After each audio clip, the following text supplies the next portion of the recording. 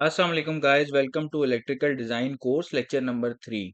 आज के हम इस लेक्चर में डिस्कस करेंगे व्हाट इज़ करंट, कि करंट क्या होता है इलेक्ट्रिकल टर्मिनोलॉजीज में।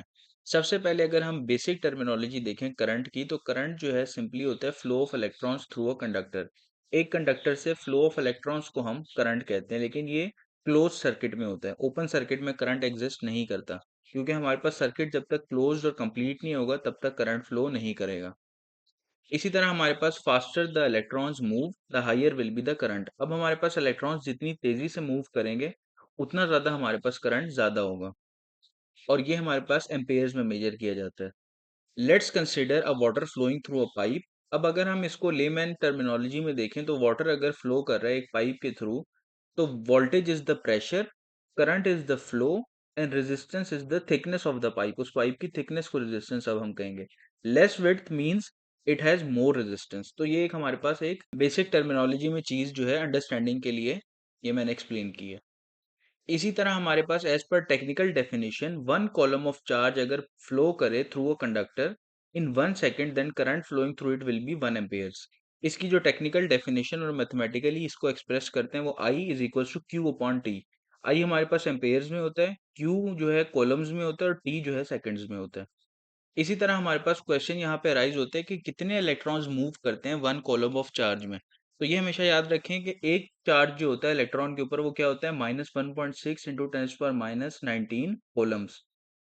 अब हमने कंसिडर करना है कि वन कॉलम में कितने चार्ज हैं, तो वन कॉलम में होते हैं हमारे पास 6.25 इंटू 10⁻18 इलेक्ट्रॉन्स। ये हमारे पास इतने इलेक्ट्रॉन्स होते हैं, नंबर ऑफ इलेक्ट्रॉन्स एक कॉलम ऑफ चार्ज के अंदर।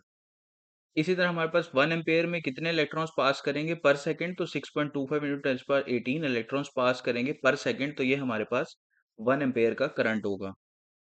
इसी तरह करंट की मेजरमेंट हमारे पास किस तरीके से की जाती है, करंट हमेशा सीरीज में मेजर किया जाता है। एम मीटर हमारे पास यूज किया जाता है, जो हम ब्रेक करते हैं सर्किट को, फिर एम मीटर को कनेक्ट करते हैं और फिर सर्किट को दोबारा मेक कर देते हैं। तो यानी हमारे पास एम मीटर सीरीज में कनेक्ट होता है, ताकि हम देख सके कि हमारे पास सर्किट कंप्लीट हो रहा है, तो हमारे पास एम मीटर के थ्रू करंट फ्लो करेगा।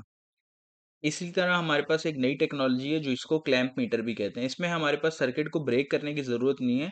ये हमारे पास मैग्नेटिक फील्ड से करंट को मेजर करके दे देता है। ये हमारे पास एम मीटर है, लेफ्ट साइड पे आप देखें अगर ऊपर एम मीटर कनेक्टेड है सीरीज के अंदर, और ये हमारे पास क्लैंप मीटर होता है। इसको क्लैंप कर दे तो ये आपको करंट बता देगा। इसी तरह एक इंपॉर्टेंट कॉन्सेप्ट है जो कि इलेक्ट्रिकल इंजीनियरिंग में यूज होता है, वो ये है कि वोल्टेज हमेशा सीरीज में डिवाइड होता है, यानी कि सेम नहीं रहता, लेकिन पैरेलल में वोल्टेज हमारे पास सेम होता है। करंट हमारे पास सीरीज में सेम होता है और वोल्टेज जो है हमारे पास सीरीज में डिवाइड हो रहा होता है। इसी तरह करंट हमारे पास पैरेलल में डिवाइड हो रहा होता है। तो ये हमारे पास एक टेबल है जिसने एक्सप्लेनेशन की है कि करंट और वोल्टेज सीरीज और पैरेलल में कैसे बिहेव करते हैं।